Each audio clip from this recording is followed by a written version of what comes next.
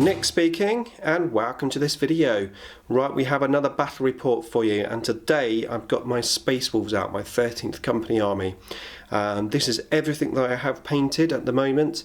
Managed to squeeze the points up to 1500, and I can't wait to get it on the table. I'm going to give you a closer look at the army and the units that I've taken.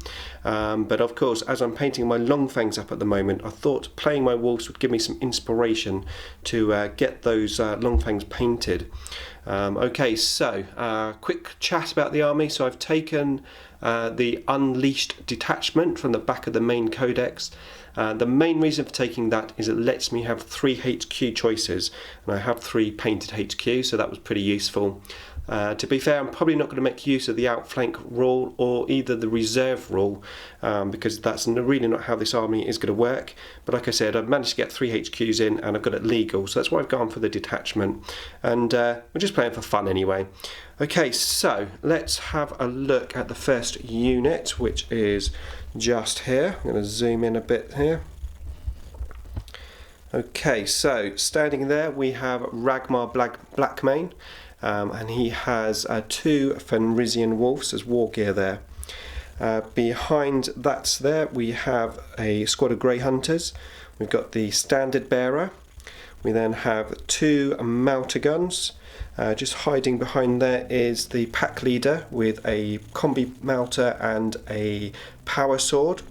We then have Power Weapon. I'm using all the chains as my power weapons. And the sergeant, the pack leader, he's also got a Melter bomb. So that's the first unit of troops. Then we come here, we've got the second unit of troops, again 1 power weapon with a chain weapon. This time we've got a combi plasma and power weapon, 2 plasma guns, and the rest just normal guys. And they're going to be joining this guy here, my Rune Priest. The Rune Priest there has a plasma pistol as well. I've also given him Psychic Hood, Armour of Rust, so he's got a 2+, 4+ invulnerable, and enemy will be in -5 initiative, as in a challenge. Also has a digital weapon just for that reroll of a failed wound in close combat. So that's that unit there. And the third unit of troops, which again is joined by another Rune Priest. This Rune Priest has no plasma pistol, just a normal bolt pistol. He has a Psychic Hood, Runic Armour, and the digital weapon. So the Runic Armour this time giving him a 2+ save and a 6+ invulnerable. Then at the back we have another squad of Grey Hunters, this time 2 Melter Guns, a sergeant with a power sword and a melter gun, and then another power weapon there, and then the other wolves are just standard. Then in front of them we have 3 fast attack choices. We've got 10 wolves there, 1 with a cyber wolf. We've got 9 wolves here, again 1 with a cyber wolf, and another 10 wolves with a cyber wolf. And that is the whole army. So as you can see, I am very largely packed out with war gear. So I haven't got too much for the points, but it's very, very fluffy, and it reminds me, this army, of how my army used to be in the Eye of Terror Codex. Once I get a couple of Long Fangs squads in there as well, it's going to be a lot of fun to play this army. I can't wait. Okay, so sorry about that. It's a massive introduction, but hopefully you enjoyed seeing the army a bit close. As we go into the actual battle report, I'm going to be playing my buddy with his Blood Angels, and I can't wait to get started. More to come. Okay, so here we go. Hammer and Anvil deployment, and we are playing victory points. So very interesting game this is going to be. The Blood Angels have deployed right over there, and they are currently going first. And deployment wise, they've got a Last Cannon Razorback there with 5 guys in. There's a squad of 3 Cyclone Missile Launcher and Heavy Bolter Skimmers there. Another squad of 3 duplicated there, and another duplicated Last Cannon with some tacticals in. At the back we have a Bow Predator. In reserve we have a Storm Raven with some Vanguard in, and I believe a Chaplain. Is that right? Chaplain, yeah. Yeah, Chaplain. coming in from reserve. I rolled on my formation tactic and I managed to get outflank on 2 units. Now because of the deployment and because I've got a long way to go across the board here and I'm just sort of running up on foot with no long range guns, I thought I would take advantage of that. I'm going to outflank 1 unit, which will be the one with Ragmar Blackmane in. He automatically comes on from turn 2, so that's going to be quite interesting to see. And I've just deployed my guys here, so I've got 2 squads of the Grey Hunters with the Rune Priests, and of course there's 1, 2, 3 squads of Wolves. I rolled on the telepathy table with both Rune Priests. I tried to get invisibility. It would have been really handy with all of the guns that are around at the moment, but sadly I failed. However, I did get what did I get? I got where are we? Shrouding and dominate even, I can read, and I got terrify and a mental fortitude, but yeah, no invisibility unfortunately. But there you go, that's them, that's the rolls. Right, okay, so currently Blood Angels are first. I am going to have a go at seizing the initiative, so I'm just going to grab a dice and I shall roll that on the camera. Okay, so seize the initiative roll. This could potentially be a game-changing roll because yeah, there's a lot of guns there. Right, here we go. A 6 required. A 2. No, useless. Okay, so it's going to be Blood Angels, turn 1. Okay, so turn 1 for the Blood Angels. We did roll earlier and we had Night Fight, which sort of helped me quite a bit, to be fair. Everything, the whole army shot my Fenrisian wolves that were just there.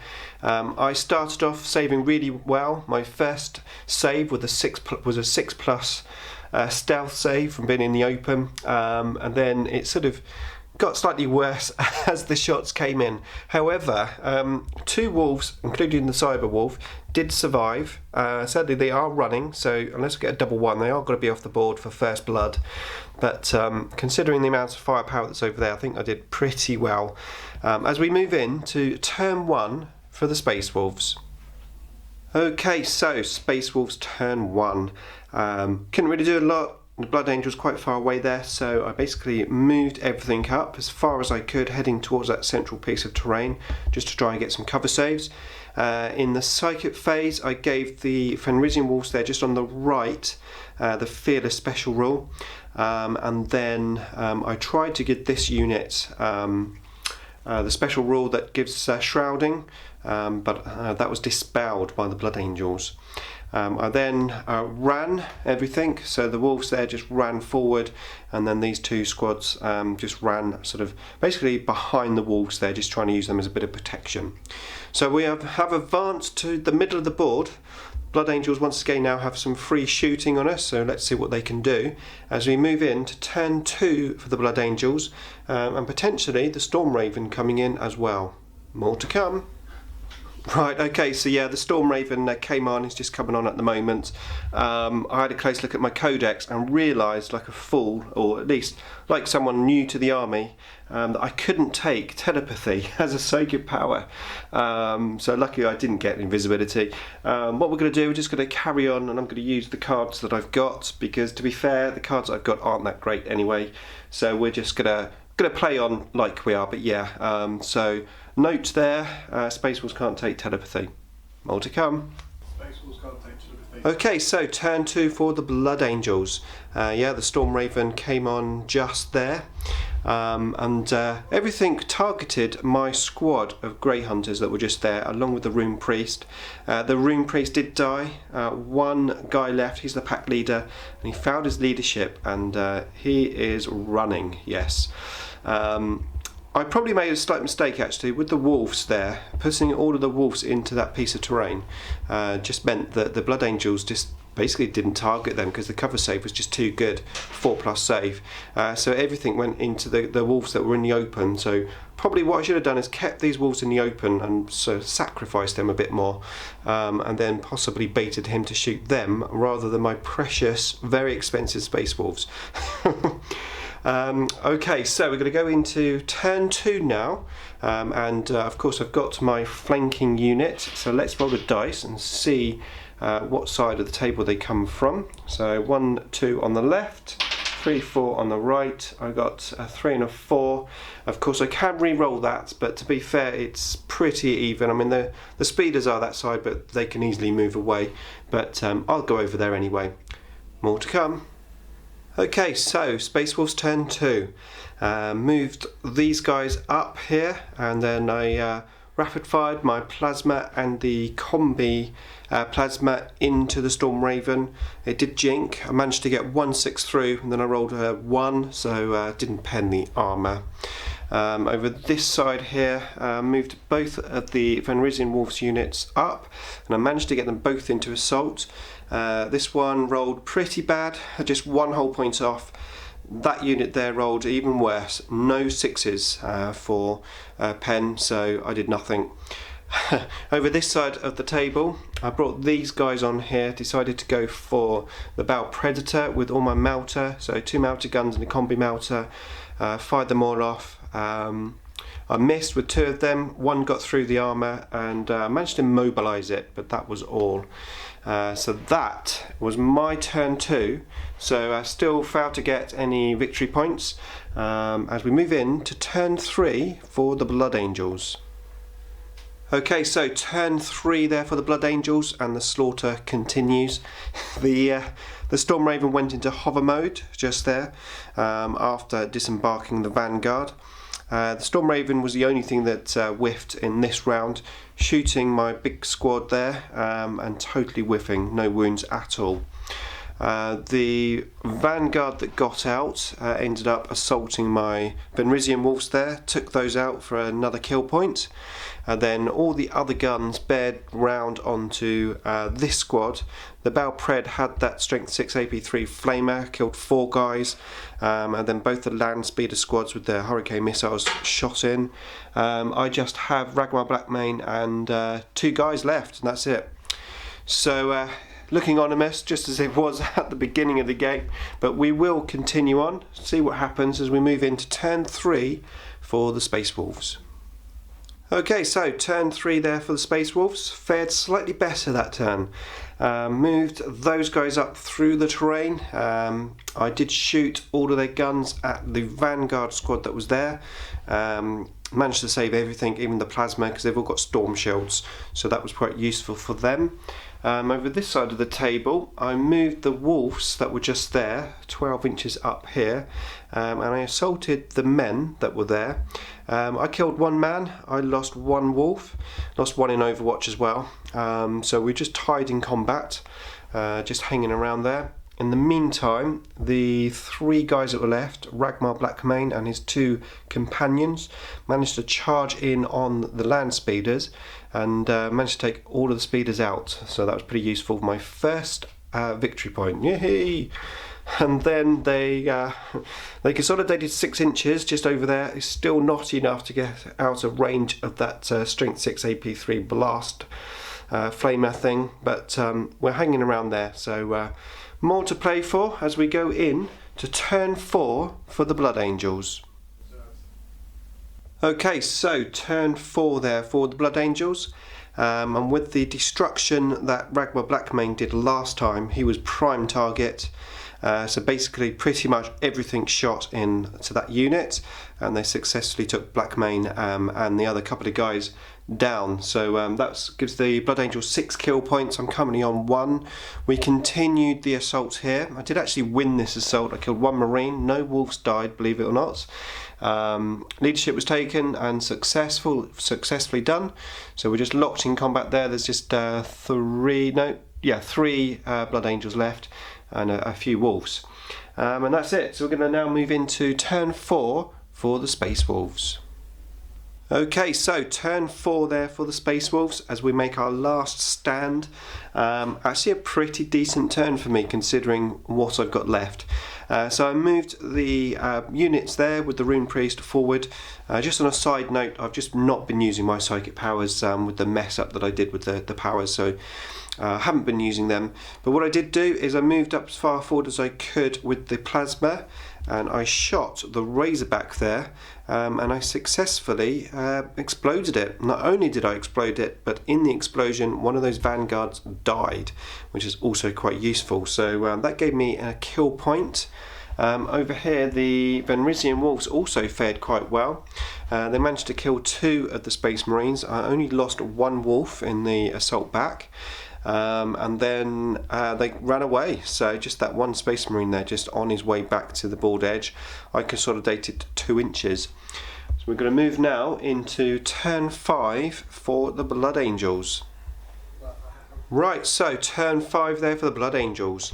The Storm Raven moved flat out down right in this corner, probably going to go into hover mode next turn for Line Breaker. And then everything turned their guns around, shot my guys here. I lost 1 plasma gun and 2 normal guys. I didn't go to ground, held fast just using the standard cover save. So not too disastrous.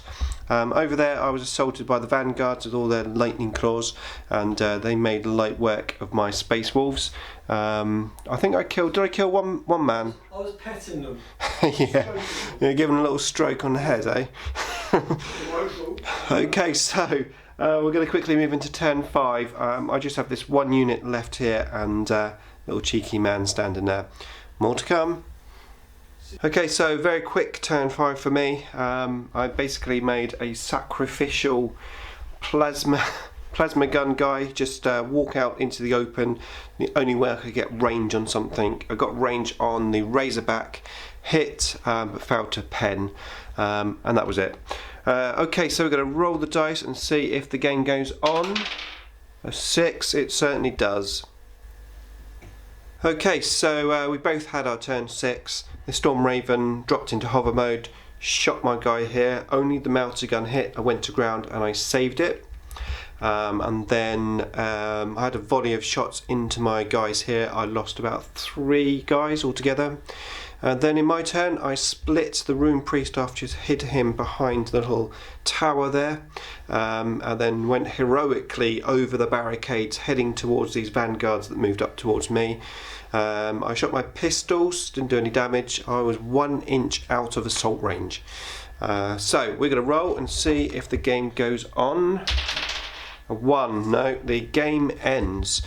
So the final score is 7 points to 2, and then Blood Angels also have the line breaker there, so 8 points to 2, so it's a solid victory for the Blood Angels. Stay around for the tactical table. Tactical table. And welcome to this tactical table. We're just going to have a quick chat about the game. Obviously got beat quite badly. It's fair to say I knew that I was going to lose as soon as I saw my buddy's army. The mission didn't really help, although I'm not blaming it on the mission. The deployment certainly didn't help. I had a long way to go. You know, I always knew it was going to be 3 or 4 turns before I could even get close to my body. And he had a lot of shooting there, so his army was pretty ideal, to be fair, for my very short-ranged army, close combat orientated army. So, you know, it was always on the cards. But I really did have a great time. It was really nice playing on my new Necron terrain. Particularly pleased with what I did with that obelisk there, putting it into that forest that I got from Inside Out Terrain. I think that looks pretty awesome. Also nice to play the circle there with the little obelisk thing in. So really enjoyed playing on the terrain. And yeah, I lost, but I had just as good time. You know, I was happy for my buddy to have the tables turned and for him to annihilate my army. And I always was going to play to the end because I think it's only fair. You know, I just made sure he had a good time killing me, basically, because it was obvious that I was going to die. So I was pleased for him. And like I said, I had a good time also, so that's good. Tactically, I was slightly annoyed by my psychic power decision. That was a last minute change. To be fair, I was always going to take the Space Wolves powers, and then right at the last minute I thought, oh, I know, I'll try and get invisibility, and of course then working out I couldn't even take the invisibility, so that was a bit annoying.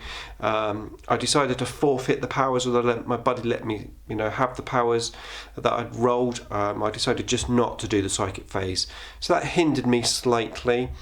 It was good to see Ragmar Blackmane in action over there on the flank. I did have the opportunity to flank another unit. Maybe I should have done that, potentially, but I wanted to basically I wanted to make sure that I had enough on the table. There was a lot of guns, and my buddy did ask me what army I was playing before he came round, and I said Space Wolves, and obviously he turned up with a list with a lot of AP2 and AP3 guns. So yeah, I was slightly worried about the Alpha Strike, I suppose, so that's why I only flanked one unit. But I think that worked out quite well. It's quite interesting to see that in action. So yeah, I think that's probably it. Hopefully you enjoyed the battle report as much as we enjoyed the game. It was a really great game, and I'm looking forward to playing the Space Wolves again, and eventually adding some more units. So I'd imagine obviously the Long Fangs, of course. I'm going to need some Long Fangs, and then we're looking at some Wolven, and I suppose of course Thunderwolf Cavalry I think will help this army as well, and suits the fluff I think as well. Although they weren't in the original Ioterra Codex, I think the Thunderwolf Cavalry really, it suits the 13th Company. So looking forward to expanding the army in the future, hopefully winning a few games with it. We will see. That's it from me. Thanks for watching.